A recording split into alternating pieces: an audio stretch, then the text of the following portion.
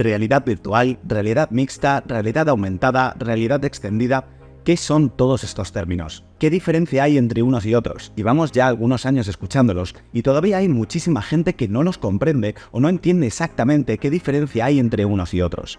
Este es un vídeo que llevo queriendo grabar casi desde el principio, pero he estado esperando el momento oportuno. Y a raíz de la presentación del Apple Vision Pro, que ha provocado que la gran mayoría de medios generalistas en el mundo, e incluso personas de a pie, se pongan a hablar de realidad virtual o realidad aumentada, creo que es el momento idóneo para que tratemos de una vez de aclarar todos estos términos para que podamos utilizarlos bien de ahora en adelante. Lo primero que he de decir es que entiendo perfectamente esta confusión. Los primeros responsables somos aquellos que nos dedicamos a esto como medio de vida, ya que ni siquiera entre nosotros hemos sido capaces de ponernos de acuerdo. Si alguien que se gana la vida en el sector de la realidad extendida ni siquiera a veces comprende bien estas diferencias, ¿cómo vamos a pretender que una persona que esté desconectada de toda esta tecnología pueda llegar a entenderlo? Me encantaría que este vídeo se pueda convertir en aquella referencia a la que todo el mundo acuda cuando quiera comprender bien los diferentes términos que aquí voy a explicar. Si queréis ir directamente a la parte en la que explico qué es exactamente cada término, podéis hacerlo directamente yendo a los capítulos del vídeo y seleccionando aquel en el cual realice la explicación.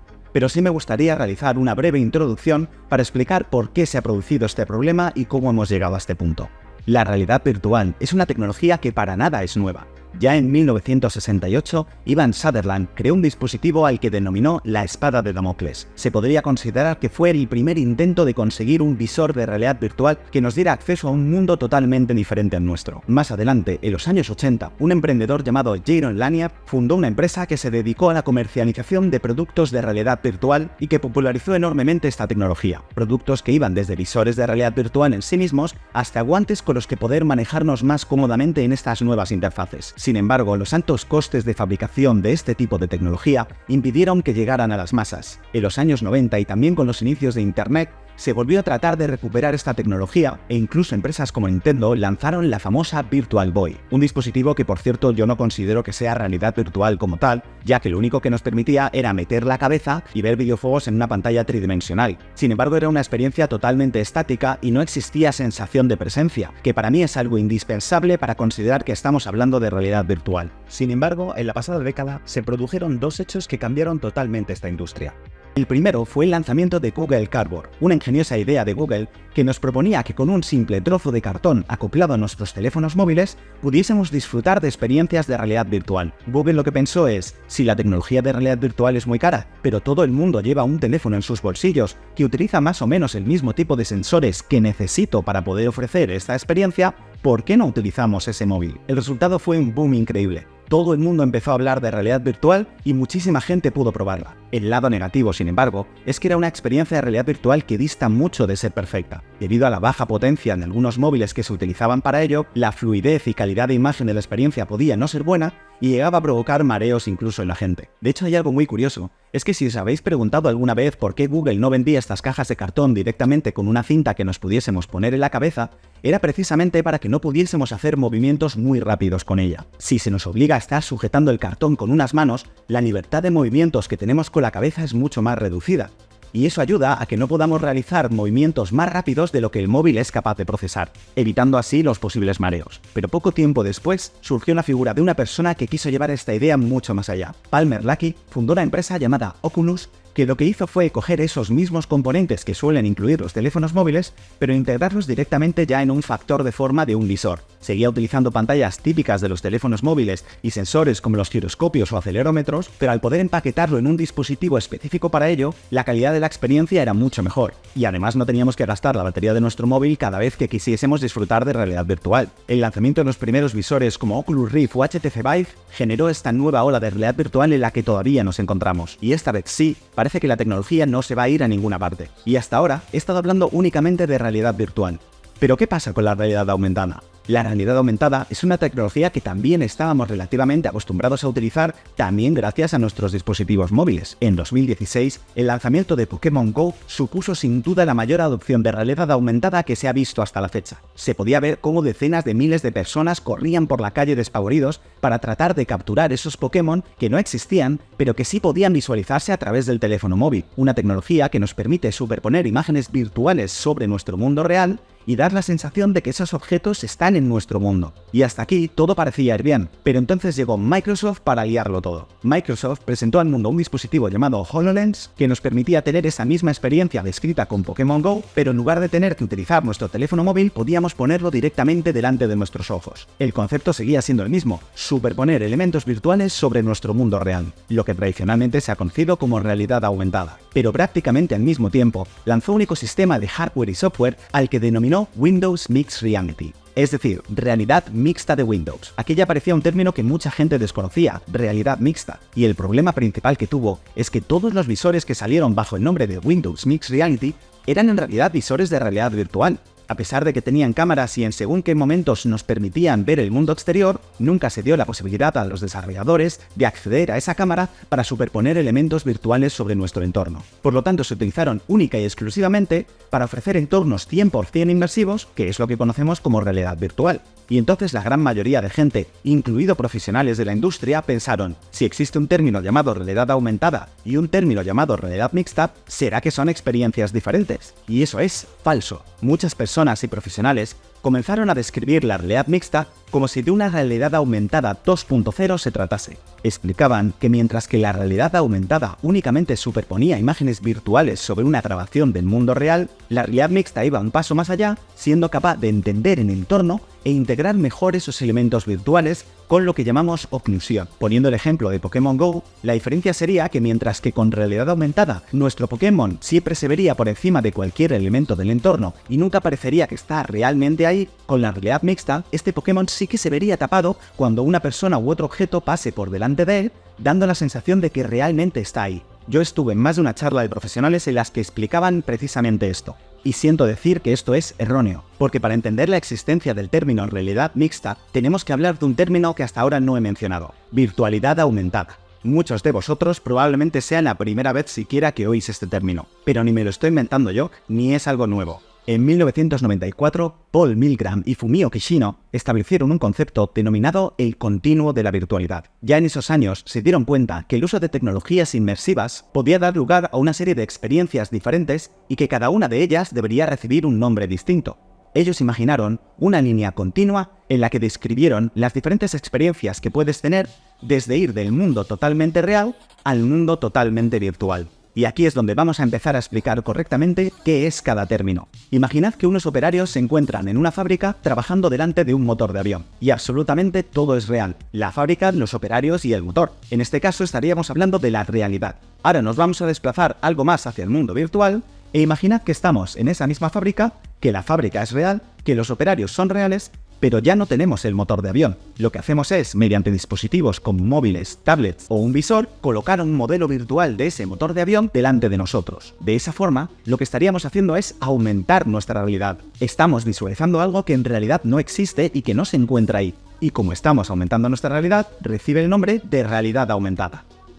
¿Qué pasaría si nos intentamos sumergir un poco más en el mundo virtual? En esta ocasión, imaginad la inversa de lo que acabamos de ver. En lugar de que la fábrica y los operarios sean reales y solo el motor sea virtual, démosle la vuelta y hagamos que la fábrica sea virtual, pero el motor de avión es un motor físico real que está delante de nosotros y que gracias a unas cámaras con las que cuenta el dispositivo, podemos capturar esa imagen del mundo real y traerla a nuestro entorno. De esa forma, estamos viendo un entorno totalmente virtual, pero filtramos de la realidad solo lo que nos interesa. Existen otros ejemplos que se han visto en determinados estudios muy concretos en los que se le ponía a una persona un visor de realidad virtual sentada delante de un plato de comida. Esa persona se sentía en un entorno totalmente inmersivo, pero las cámaras del visor filtraban la imagen del plato real de comida para que ella pudiera comer de una forma más natural. Lo que se intentaba demostrar en este caso es si cambiando entre diferentes entornos, la comida podía llegar a saber diferente. Mediante esta experiencia, lo que estamos haciendo no es aumentar la realidad. Nosotros estamos inmersos en un mundo 100% virtual y estamos incorporando cosas del mundo real a él. Por lo tanto, estamos aumentando la virtualidad y por eso recibe el nombre de virtualidad aumentada.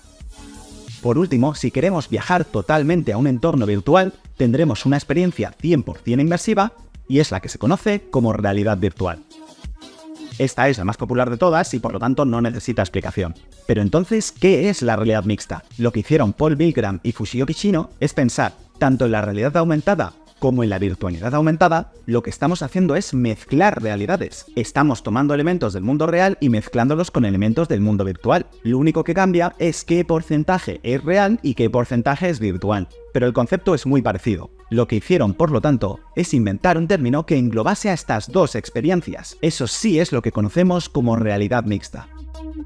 Es decir, que la realidad aumentada y la realidad mixta no son cosas diferentes, sino que la realidad aumentada es una forma de realidad mixta. Sería como decir que la realidad aumentada es un coche, mientras que la realidad mixta es un vehículo. El concepto vehículo engloba al coche y a muchos otros, de la misma forma que el concepto realidad mixta engloba la realidad aumentada y la virtualidad aumentada. Y todavía nos falta otro término más, la realidad extendida. La realidad extendida es tan sencillo de entender como que siempre que estemos utilizando elementos virtuales, entra dentro de lo que se conoce como realidad extendida. Es un término que engloba todas las tecnologías que no sea la realidad. Realidad aumentada, virtualidad aumentada y realidad virtual. Y sé que esto es complicado y que entiendo por qué se ha llegado a producir toda esta confusión. Pero recordad que esto no es algo que yo me esté inventando. Son términos que se establecieron en 1994 y fue la primera vez que se utilizó la palabra realidad mixta. Por lo tanto, nos guste o no, es la forma correcta de utilizarlo.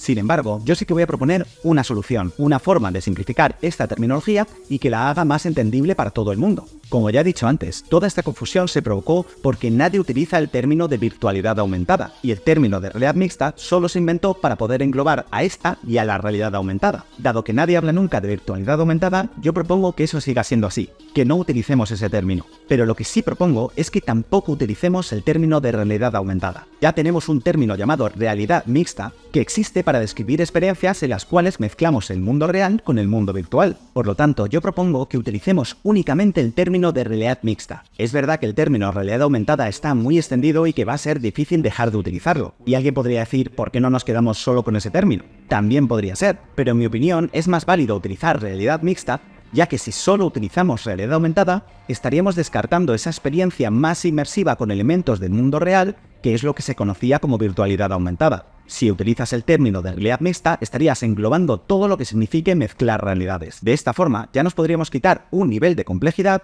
y dejarlo únicamente en realidad, realidad mixta y realidad virtual. Y realidad extendida seguiría siendo un término que engloba a la realidad mixta y a la realidad virtual. Utilizando únicamente estos tres términos, podríamos hablar de todas las experiencias posibles que se pueden ofrecer a un usuario, pero estaríamos utilizando bien cada uno de los términos. Lo que muchos medios especializados o incluso profesionales del sector han empezado a decir es que la realidad mixta no es más que una experiencia o dispositivo que es capaz de ofrecer realidad aumentada o realidad virtual indiferentemente. Y vuelvo a insistir en que si tenemos en cuenta la definición original que se le dio al término de realidad mixta en 1994, esto es incorrecto, porque un visor o dispositivo no necesita ser capaz de ofrecer una experiencia totalmente virtual para poder ser considerado de realidad mixta. Y aquí es donde quiero terminar clasificando algunos tipos de visores existentes en cada una de estas terminologías para que lo podamos comprender mejor y a partir de ahora sepamos cómo llamar a cada tipo de visor que salga al mercado. Si hablamos de visores de realidad mixta, es decir, visores que sean capaces de mezclar realidades,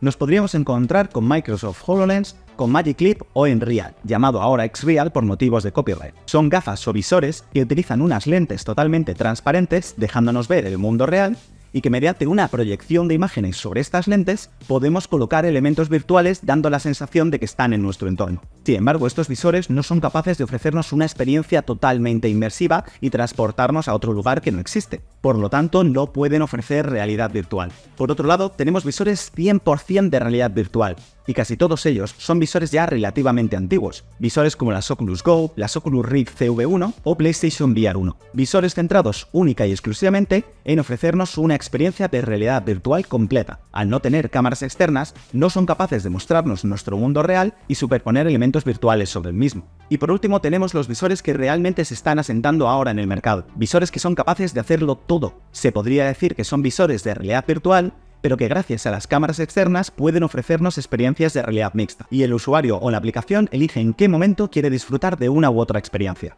Visores como las MetaQuest Pro, las MetaQuest 2, HTC Vive XR Elite y por supuesto el recién presentado Apple Vision Pro. Como son visores que son capaces de ofrecer todo el espectro de realidad extendida, para mí lo correcto es decir que son visores de realidad extendida. De hecho, en mi opinión, HTC ha sido muy inteligente al llamar a su visor HTC Vive XR Elite. Con esa XR está indicando que su visor efectivamente puede hacerlo todo. Y si los llamamos visores de realidad extendida, nos evitamos así que cada vez que se presente un nuevo dispositivo tengamos que decir Apple ha presentado un visor de realidad mixta y realidad virtual. Lo podemos dejar simplemente en Apple ha presentado un visor de realidad extendida. Pero con lo que sí creo que hay que acabar y que sigo viendo casi a diario es con la costumbre de mencionar en la misma frase a la realidad virtual, la realidad aumentada y la realidad mixta. Porque de esa forma sigues dándole a entender al lector que la realidad mixta es algo diferente de la realidad aumentada. Y en este punto espero haber conseguido dado a entender que eso no es así. También muchos de vosotros igual os estáis preguntando que por qué para ofrecer experiencias de realidad mixta, en las que lo que quiero es ver el mundo real con elementos virtuales, se están utilizando visores totalmente inmersivos y mandándome una imagen de unas cámaras a mis ojos, en vez de utilizar visores como las HoloLens o las Magic Leap, que directamente me dejan ver el mundo real a través de un cristal. Y la razón es que esa tecnología de realidad mixta está todavía muy verde. Si habéis tenido la suerte de probar unas HoloLens o unas Magic Leap, habréis notado que el campo de visión es extremadamente pequeño. En vez de ser capaces de ver los elementos virtuales por todo nuestro rango de visión, estos elementos virtuales se muestran únicamente en un recuadro muy pequeño en el centro de la imagen. La tecnología de lentes y de proyección simplemente no está lista. Por eso se ha descubierto que a día de hoy se puede ofrecer una mejor experiencia de realidad mixta